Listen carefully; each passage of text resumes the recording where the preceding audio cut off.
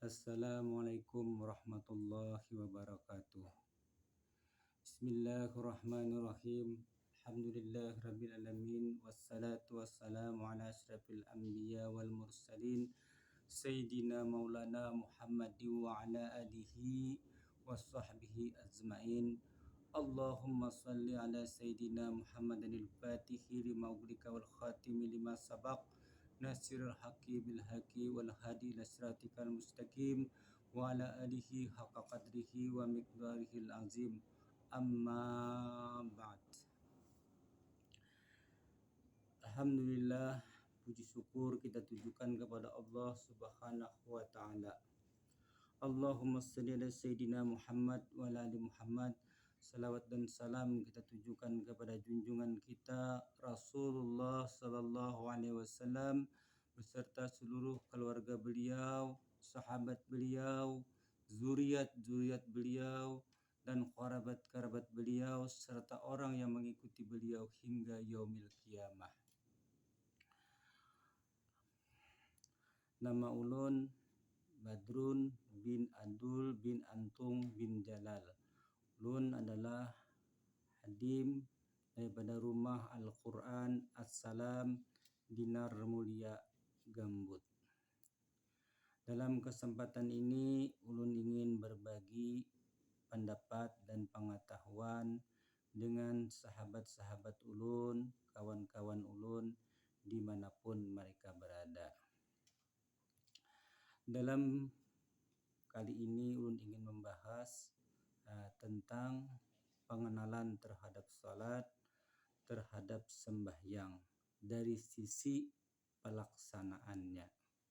Kita sudah membahas pada video yang telah lalu tentang pengenalan terhadap salat dari segi urutan waktunya dan sebab-sebab terjadinya urutan waktu itu. Nah, sekarang kita membahas daripada masalah bagaimana awal-awal daripada kita melaksanakan salat itu sendiri. Yang pertama, hendaklah kita mengenali, mempelajari tentang syarat sahnya sembahyang itu sendiri. Syarat itu adalah sebuah ketentuan yang kada kawakada mesti kita tepati. Itu arti sebuah syarat.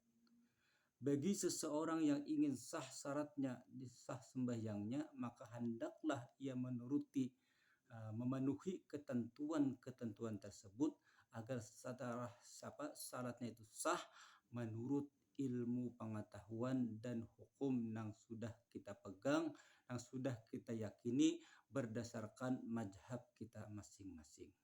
Artinya kita kembali kepada mazhab masing-masing. Mazhab ini kayak ini menuntun daripada jemaah pengikutnya, mazhab ini kayak ini. Artinya sabarataan bujur haja menurut pegangan masing-masing. Artinya kita kada saling menyalahkan dalam masalah beribadah kepada Allah ini, walaupun kita berbeda kaifiat dan tata cara dalam melaksanakan ibadah kita kepada Allah.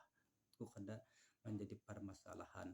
Yang penting kita punya pegangan masing-masing, kita punya mazhab masing-masing, kita punya sanad masing-masing di dalam ilmu fikih kita ataupun ilmu tauhid kita ataupun ilmu tasawuf kita punya sanad masing-masing dan kita menjalankan apa yang kita jalankan sesuai dengan sanad yang kita pegang, sesuai dengan apa yang sudah disampaikan oleh guru kita kepada kita berdasarkan kitab yang kita pelajari masing-masing. Yang pertama, syarat sah sembahyang itu adalah orang yang mumit. Orang yang mumit maksudnya orang itu sudah bisa melaksanakan syarat itu sendiri baik secara fisik ataupun secara keilmuannya. Nah, itu disebut dengan mumit. Artinya secara keilmuan, secara hukum orang itu sudah bisa melaksanakan.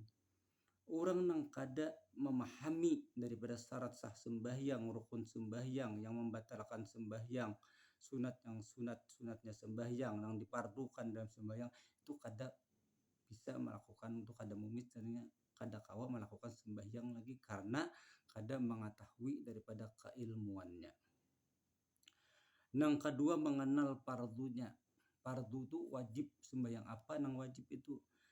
Nah, itu dikenalnya. Dan apa yang diwajibkan di dalam sembahyang itu maksudnya dikenal satu persatu, dipahami baik secara keilmuan dan secara prakteknya, dari satu rukun kepada rukun, dari satu perbuatan kepada perbuatan, dari satu bacaan kepada bacaan di dalam sembahyang itu dipelajari satu persatu secara detail. Itulah yang dimaksud dengan mengenal fardunya sembahyang dan yang difardukan di dalam sembahyang.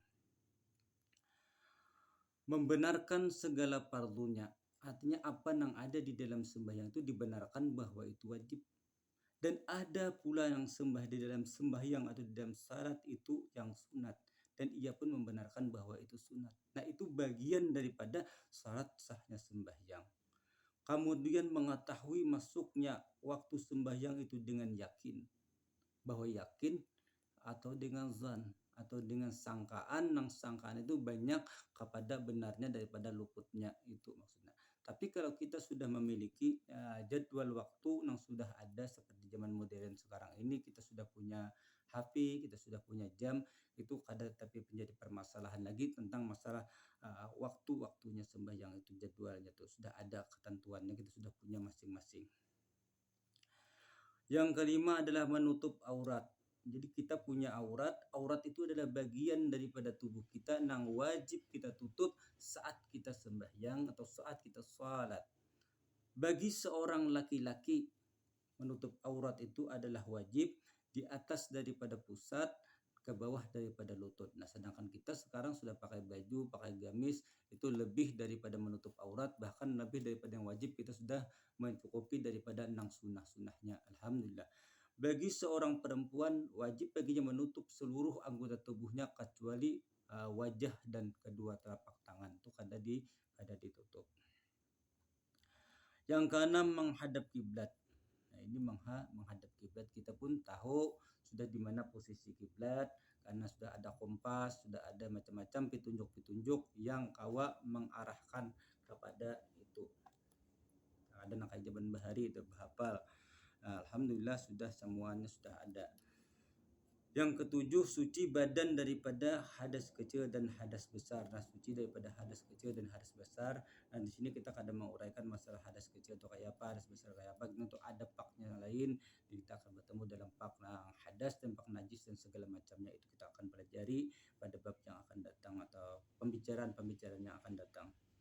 Kemudian suci badan daripada badan, pakaian dan tempat daripada segala najis. Nah, itu 8 perkara yang menjadikan semua itu adalah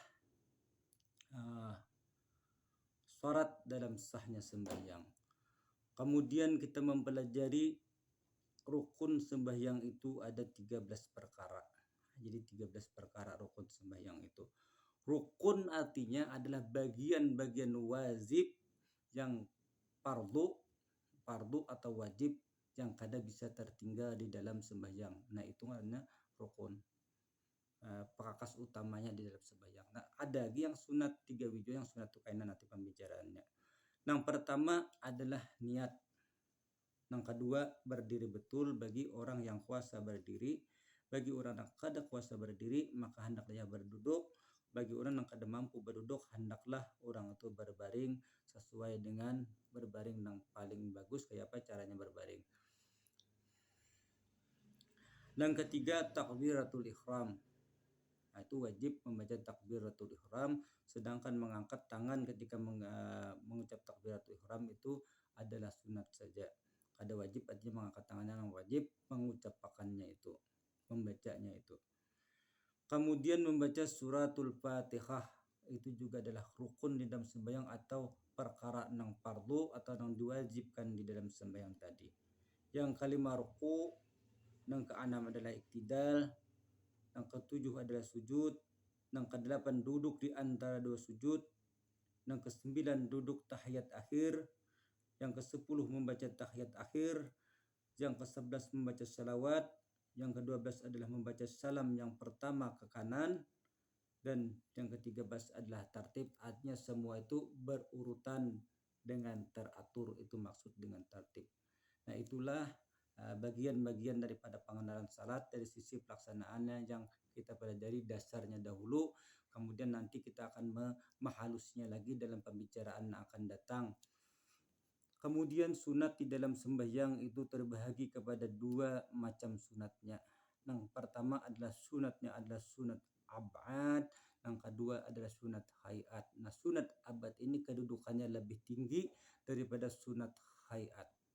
Sedangkan sunat yang dimaksud dengan sunat abad di dalam mazhab kita itu ada 6.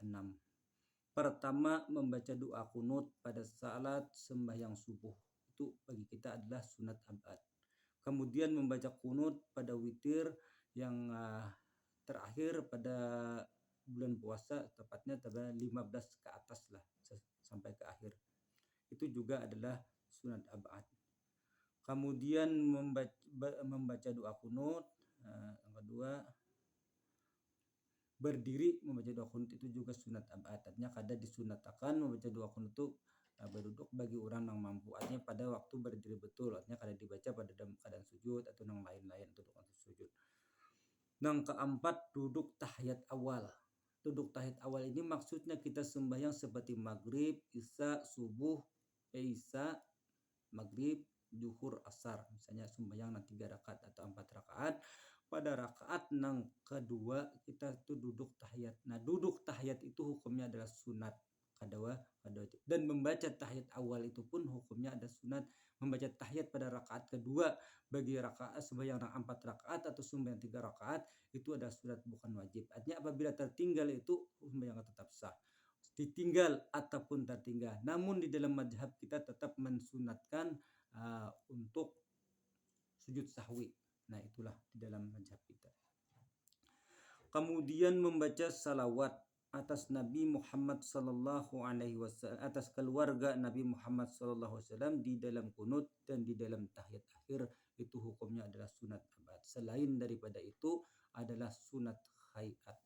Seperti ketika kita membaca tahiyat, kita membaca 2 kalimat syahadat, dan ketika kita membaca 2 kalimat syahadat kita mengangkat jari telunjuk. Mengangkat jari telunjuk itu adalah sunat hayat hukumnya, bukan wajib, bukan pula sunat abad.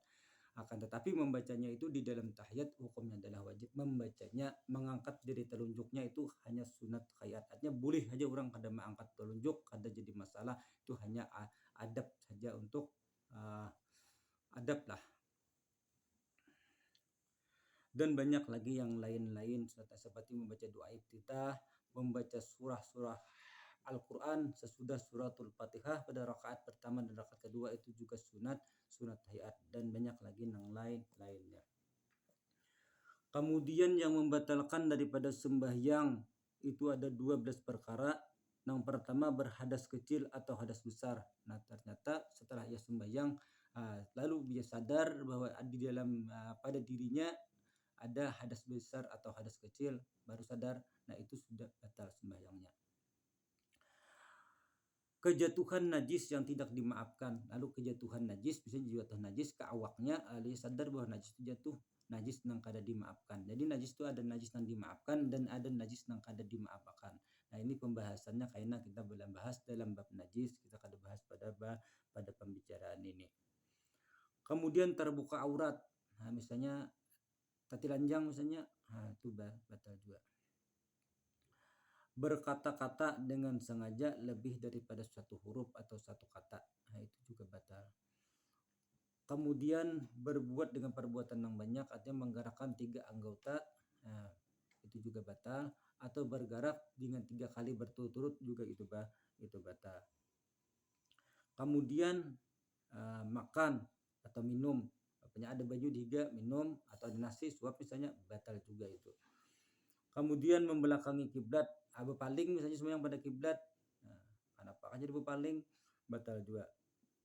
Berubah niat, asalnya niat sembahyang ini, lalu pertahanan sembahyang lalu diubahnya niatnya, berubah menjadi sembahyang ini, itu pun batal juga. Kemudian memutuskan niat. Nah, niat diputuskan artinya kayak apa ya, memutuskan niat ini model putuslah niatnya, artinya kada niat menuntungkan sembahyang itu nah, batal juga. Kemudian menambahi rukun, asalnya yang wajib itu 13 diulahnya jadi 14, apakah ditambahnya sebuting atau jadi 15, itu pun batal. Kemudian murtad, itu pun batal juga. Nah, inilah sekiranya pembicaraan kita dalam pertemuan kita berbagi ilmu ini. Mohon maaf bila ada kekurangan dan kekeliruan, itulah kita yang banyak salahnya daripada bujurnya. Wabillahi taufiq wal hidayah. Wassalamualaikum warahmatullahi wabarakatuh.